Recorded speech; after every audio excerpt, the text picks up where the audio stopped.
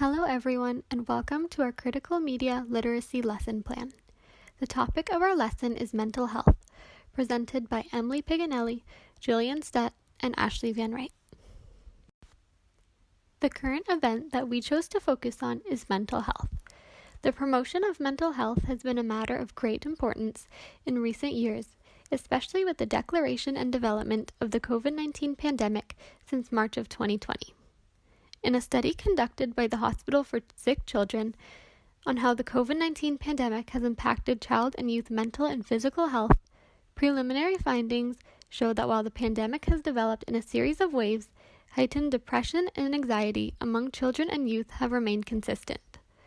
A lack or loss of in-person learning had a significant impact on mental health, as school represents more than just academics for youth. It's an opportunity to interact with their peers and form strong connections, participate in class in a way that fits their learning style and needs, and to engage in activities which promote physical and mental health, for example, sports teams and extracurriculars.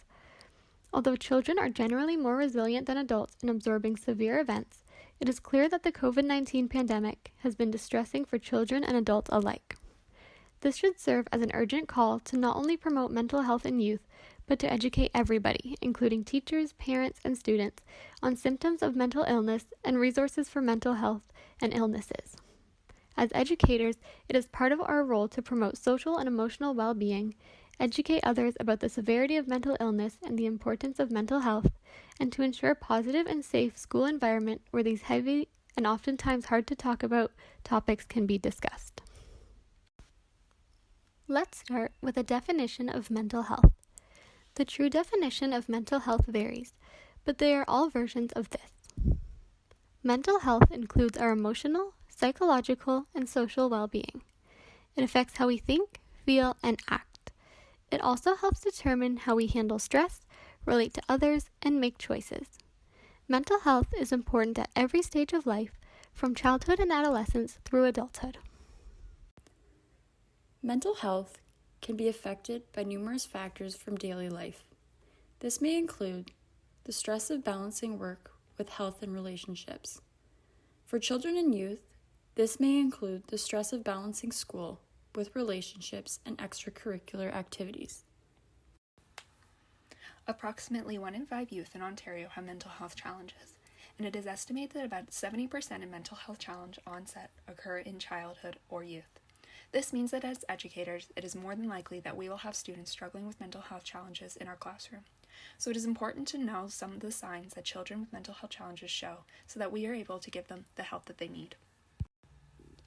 Many different moods, thoughts, and behaviors that children exhibit as a normal part of development may also be signs of mental illness.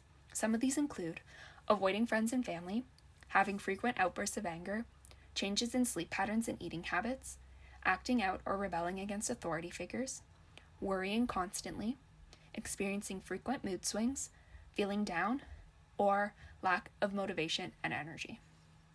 To determine if these behaviors and characteristics are signs of mental health concerns or disorders, they must be intense, persist over a long period of time, interfere with the child's life, and are inappropriate for the child's age.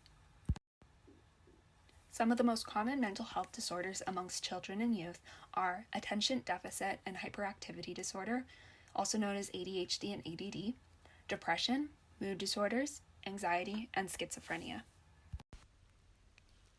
The multimodal resources that will be used throughout this lesson will be videos, including a read-aloud of the book Find Your Calm by Gabby Garcia and a belly breathing exercise, technology, which will be used to create a pamphlet while using Chromebooks, and a worksheet which will be completed by students with their elbow partners throughout the read-aloud of the book.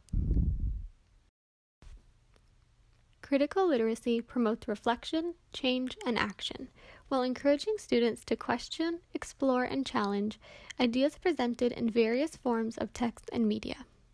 Our lesson provides students with ample opportunities to read, analyze, and interrogate text. This is done first by reading the story, then by analyzing text on the computer which pertain to the topic of their pamphlet, which is mental health strategies.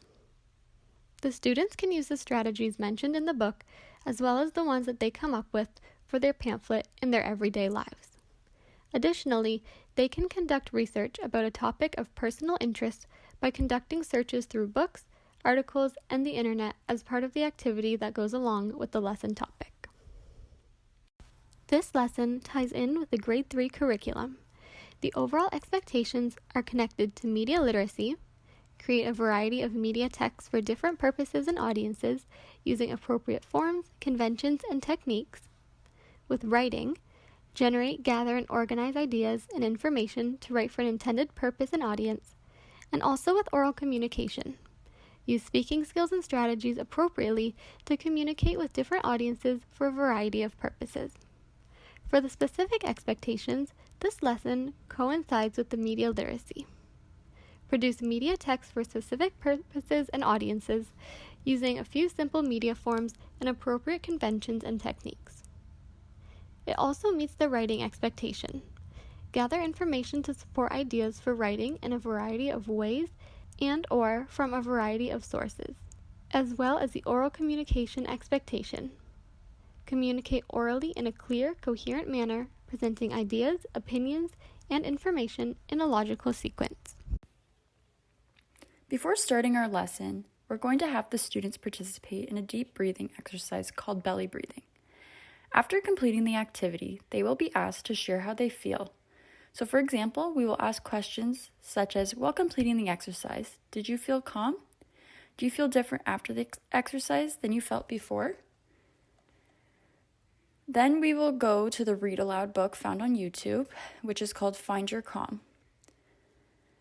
During the book, we will pause and ask questions. So for example, at 57 seconds, the students will be asked, what do you do when you feel anxious? Then, at 5 minutes and 5 seconds, the book will be paused again for the students to discuss with their elbow partner the grounding activity that is found on that page, and they will be provided with a worksheet called Use Your Senses 5, 4, 3, 2, 1. This will be found on the next slide. Then after, some of the students will share what they have written, and after that, we will continue to read the rest of the book.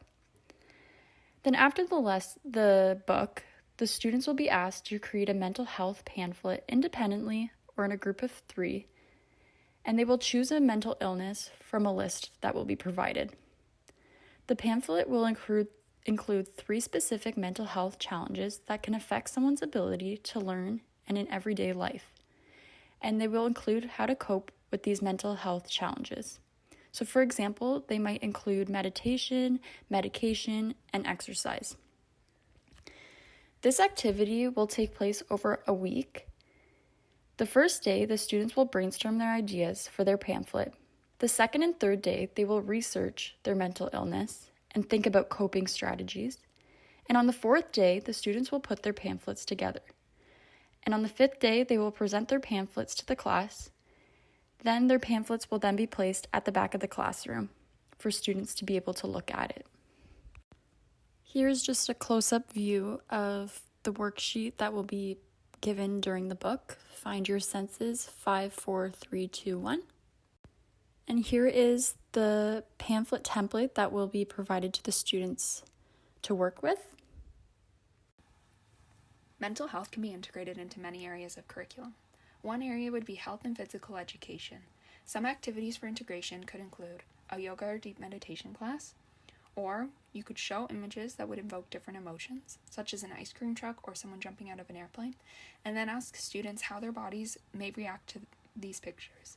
For example, when seeing the picture of someone jumping out of an airplane, students may say that their heart may start racing. Another area for integration would be drama, where students could create skits that demonstrate strategies for coping with mental health challenges. For example, students create a skit of a student that is struggling with anxiety, so their friends think of things that would help them feel calm, like using a stress ball when they start to feel anxious. Another area for integration could be science. Students can explore how their brain and body are affected by mental illness.